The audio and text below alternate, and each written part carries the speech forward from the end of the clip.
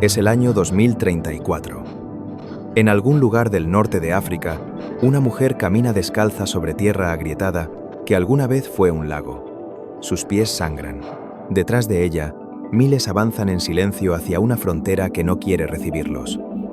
La temperatura marca 52 grados a la sombra, pero ya no hay sombra. En los supermercados de las ciudades europeas, el precio del trigo ha subido un 300% en 6 meses. Los gobiernos hablan de racionamiento. Las pantallas repiten la misma palabra una y otra vez. Emergencia climática. Pero en algunas salas sin ventanas, en Ginebra, en Nueva York, en Pekín, hombres con trajes impecables no hablan del clima. Hablan de mapas, de territorios, de quién controlará el agua potable de medio planeta, de quién decidirá qué países tendrán alimento y cuáles morirán de hambre. No están salvando el mundo, lo están repartiendo.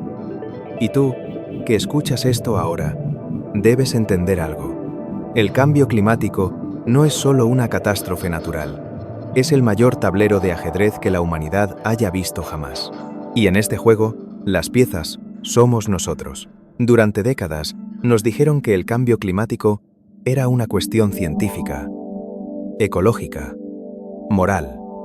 Nos mostraron osos polares sobre témpanos que se desvanecían. Nos hablaron de responsabilidad individual, de reciclar, de apagar las luces. Nos vendieron la idea de que salvar el planeta dependía de nuestras pequeñas acciones cotidianas. Pero mientras comprábamos bolsas reutilizables y coches eléctricos, otro juego se desplegaba en las sombras. Un juego donde el clima no es el problema a resolver, sino la oportunidad perfecta, la excusa definitiva, el arma total. Porque quien controla los recursos en un mundo en colapso, no solo gobierna países, gobierna la supervivencia misma. Piensa en esto.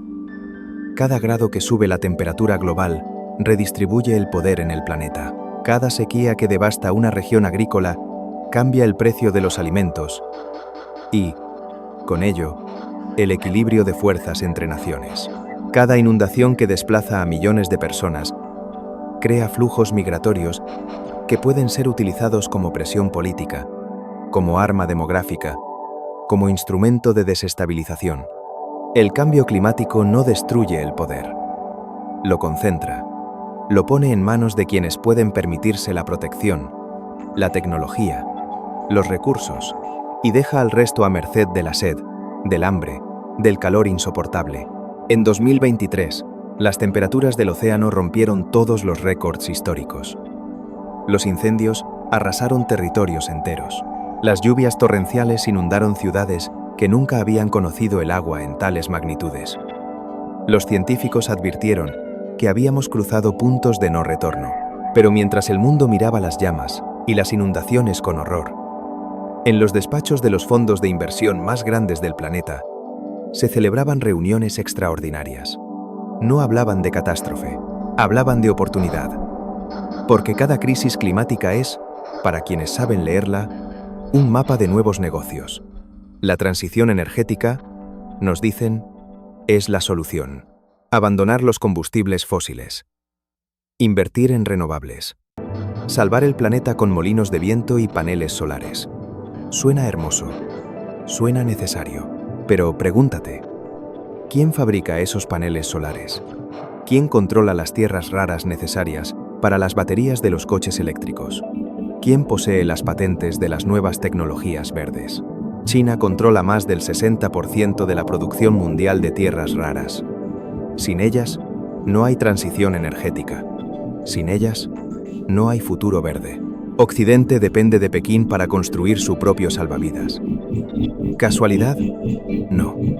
Estrategia. Estrategia. Estrategia. Estrategia. Estrategia. Mientras Europa y Estados Unidos debatían sobre emisiones, China compraba minas en África. Aseguraba contratos a 30 años. Invertía en infraestructuras en continentes enteros. No por bondad, por control. La transición energética no es un acto de altruismo global. Es la mayor transferencia de poder económico y geopolítico del siglo XXI. Y quienes llegaron primero al tablero ya colocaron sus piezas. El resto solo puede jugar con las reglas que otros escribieron. Mira a tu alrededor. Los gobiernos firman acuerdos climáticos, prometen cero emisiones para 2050, anuncian leyes cada vez más estrictas, limitaciones al transporte, prohibiciones al consumo de carne, impuestos al carbono, control digital de tu huella ecológica personal. Te dicen que es por el planeta, que es necesario, que no hay alternativa.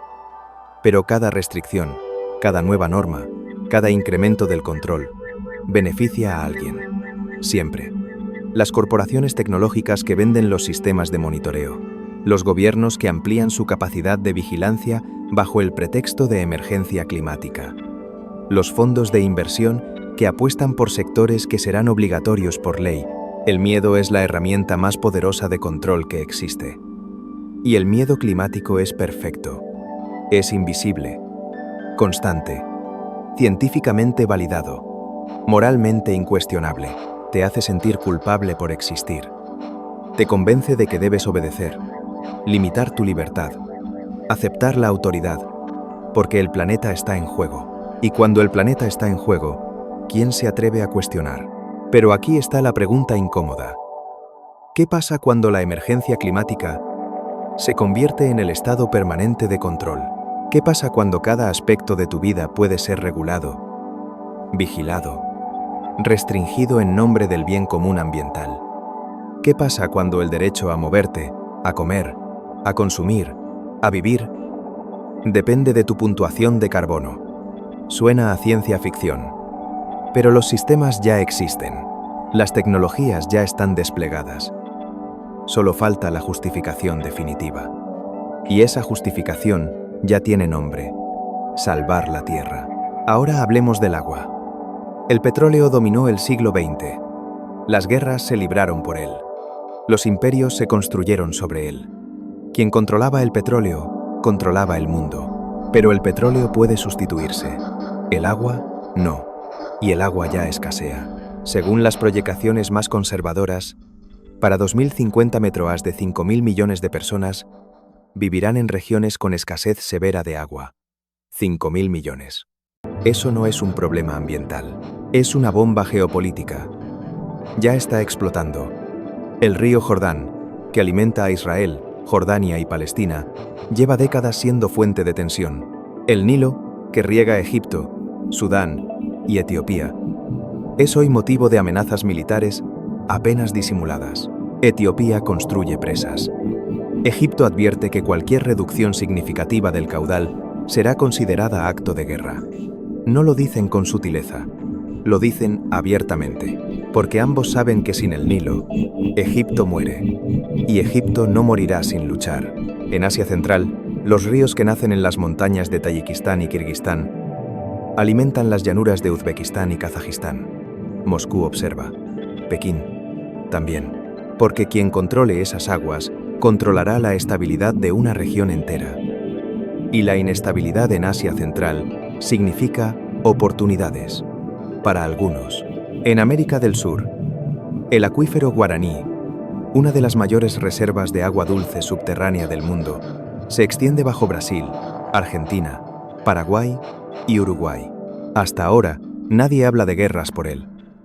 Pero las corporaciones ya están allí, comprando tierras, asegurando derechos, esperando, porque saben que cuando el agua valga más que el oro, quien la posea escribirá las reglas. Esto no es futuro lejano, es presente silencioso. El agua ya cotiza en los mercados de futuros de Wall Street. Desde 2020, puedes comprar y vender agua como si fuera trigo, petróleo o acciones. Piénsalo. El líquido que mantiene viva a la humanidad ahora es un activo financiero. Y cuando algo es un activo financiero, deja de ser un derecho.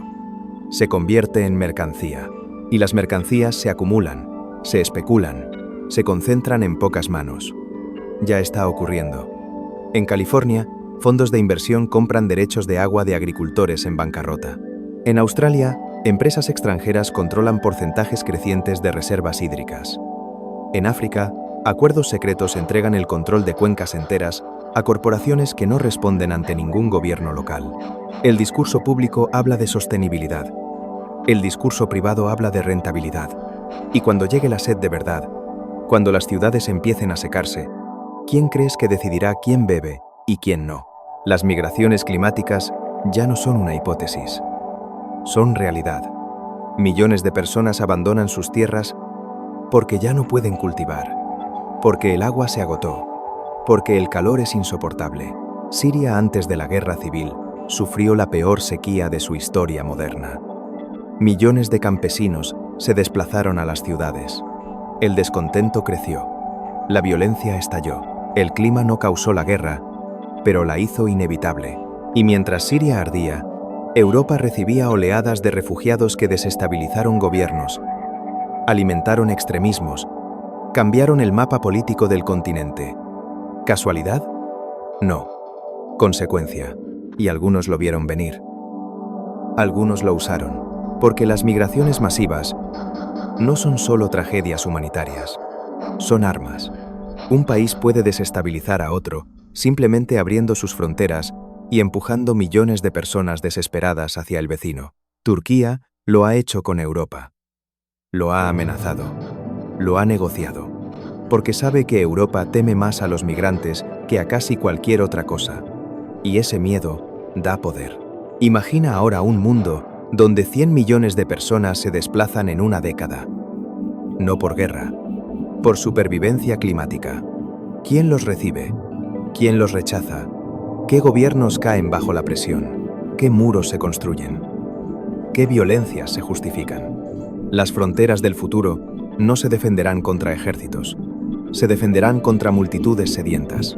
Y los países que puedan ofrecer agua, comida, refugio, tendrán un poder que ningún arma nuclear puede igualar, porque tendrán algo que los demás necesitan para no morir. Hablemos ahora del gran relato, el discurso verde, la narrativa de la salvación planetaria. Suena noble, suena urgente, y en muchos sentidos lo es. El planeta se calienta, los ecosistemas colapsan. Algo debe hacerse. Pero eso no significa que todo lo que se hace en nombre del clima sea puro, ni desinteresado, ni justo. La agenda climática global la escriben los mismos actores que construyeron el sistema que causó el problema. Las grandes petroleras ahora invierten en renovables. Los bancos que financiaron la deforestación ahora firman pactos verdes. Los gobiernos que ignoraron todas las advertencias científicas durante décadas ahora declaran emergencias y exigen sacrificios. ¿Conversión sincera o simple adaptación del poder a las nuevas condiciones del juego? Mira quién está en las mesas de decisión climática. Fondos de inversión como BlackRock, que gestiona más de 10 billones de dólares, lideran la agenda ESG, los criterios ambientales, sociales y de gobernanza que determinan dónde fluye el dinero global. Suena progresista. Pero BlackRock no es una ONG, es una máquina de generar beneficios. Y si apuesta por lo verde, no es por altruismo, es porque sabe que ahí está el próximo gran negocio. Las cumbres climáticas reúnen a jefes de Estado, activistas, científicos, pero también a lobistas, corporaciones, intermediarios, y muchas decisiones reales no se toman en los plenarios públicos, se toman en las reuniones privadas, en los pasillos, en las cenas donde no hay cámaras, porque el poder real nunca se ejerce bajo los focos. La Unión Europea impulsa el Pacto Verde, promete neutralidad climática, regula, limita, sanciona, pero también protege a sus industrias estratégicas. Impone aranceles de carbono a productos de países que no cumplen sus estándares ambientales. Suena razonable, pero esos aranceles son, en realidad, barreras comerciales disfrazadas de ecología, una forma de castigar a competidores sin violar abiertamente las reglas del libre comercio. China lo sabe, India lo sabe, y responderán, no con buenas intenciones, con intereses propios, porque en geopolítica la moral es decoración, el poder es estructura. El Fondo Monetario Internacional y el Banco Mundial ahora condicionan préstamos a políticas climáticas. Los países pobres, aplastados por deudas y crisis, deben aceptar reformas verdes diseñadas en Washington o Bruselas. Reformas que a menudo benefician a corporaciones extranjeras, que abren mercados, que privatizan recursos. todo en nombre de la sostenibilidad. ¿Es esto ayudar al planeta? ¿O es simplemente colonialismo pintado de verde?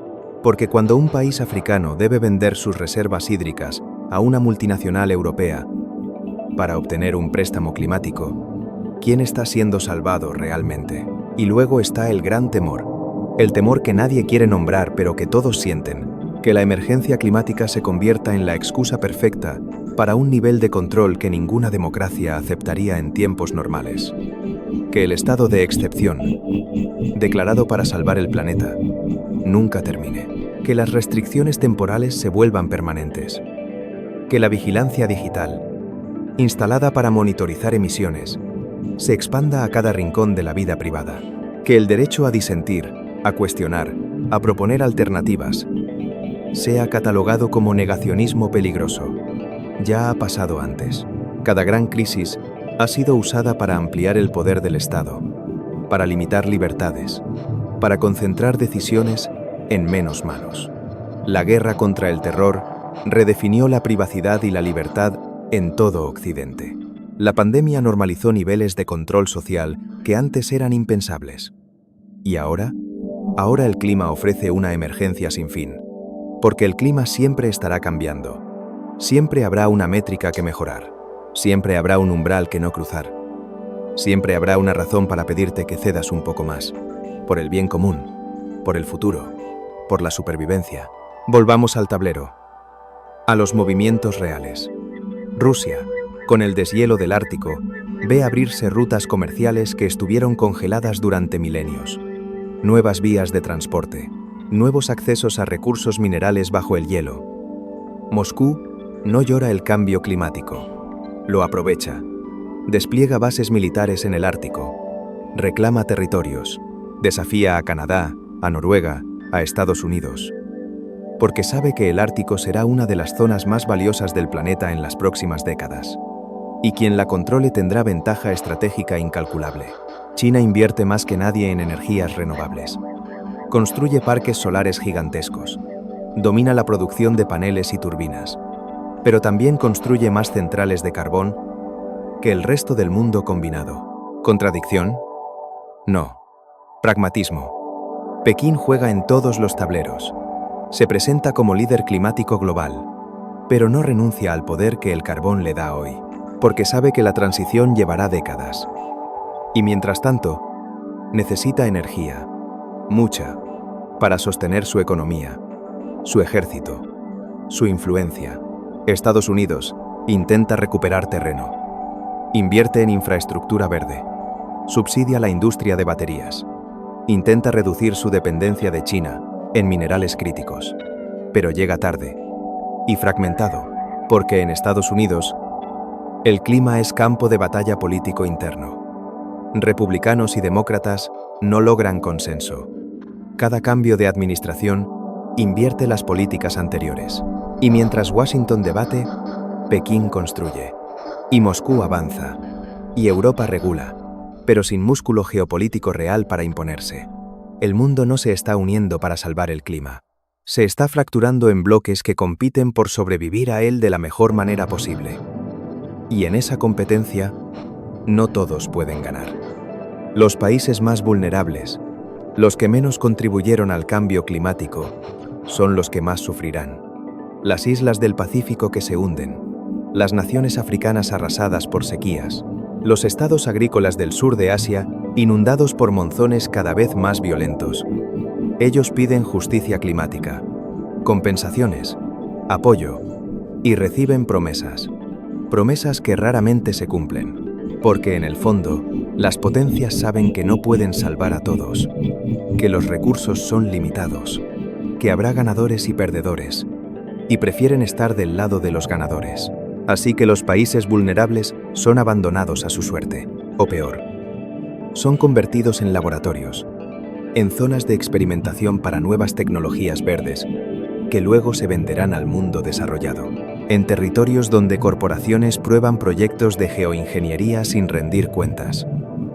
Porque, al fin y al cabo, ¿quién va a detenerlas? Y aquí llegamos al corazón oscuro de todo esto. La geoingeniería.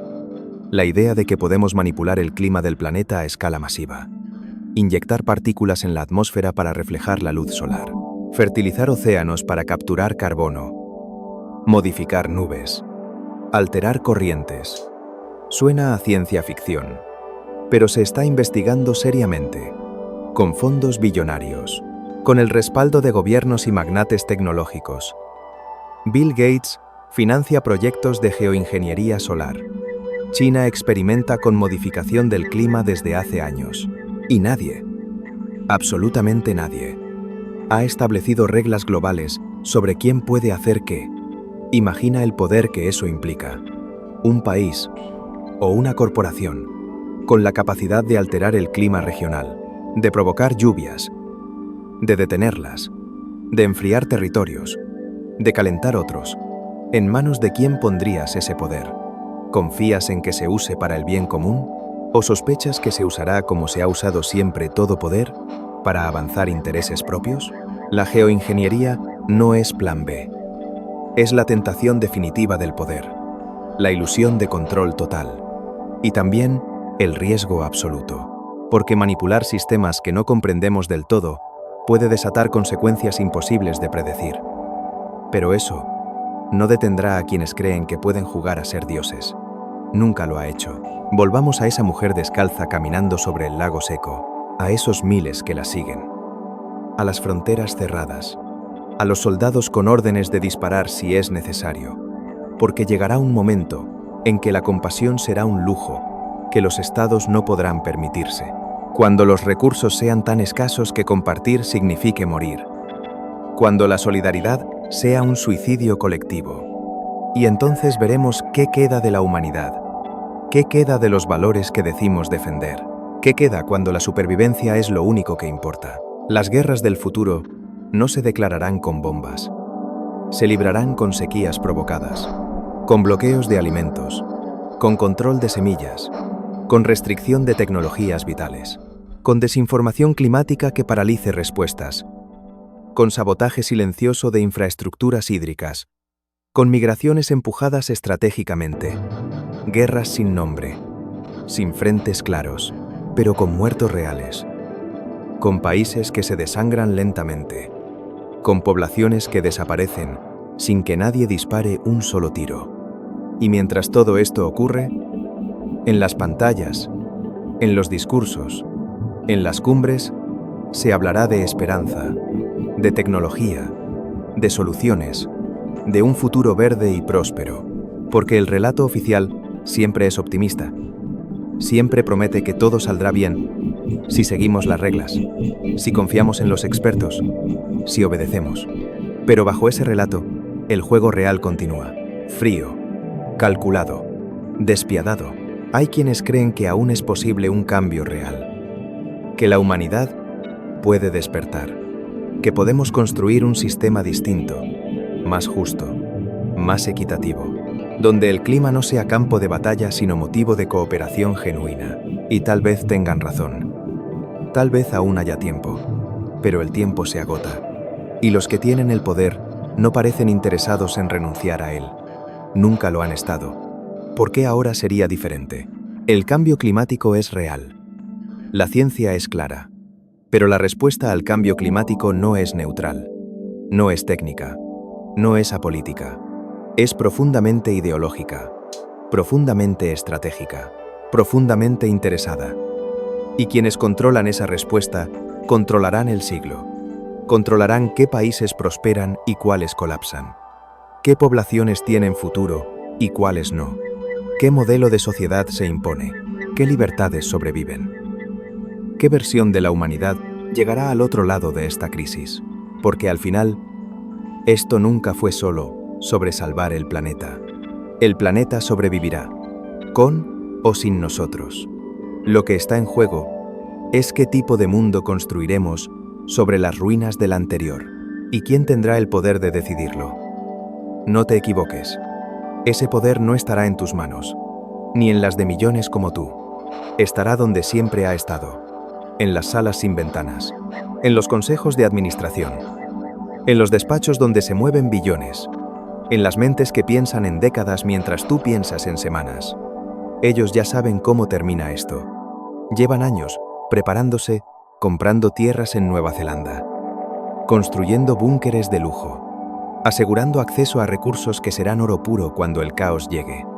No planean salvar a todos, planean salvarse a sí mismos y dejarte creer que si haces tu parte, si reciclas, si reduces tu huella, si aceptas las restricciones, todo estará bien. Pero no estará bien, no para todos. Porque en un planeta con recursos limitados y población creciente, las matemáticas son brutales y alguien tendrá que perder. La pregunta es, ¿quién? ¿Y quién decide? Esa mujer descalza que camina sobre el lago seco ya tiene su respuesta. Los millones que la siguen también.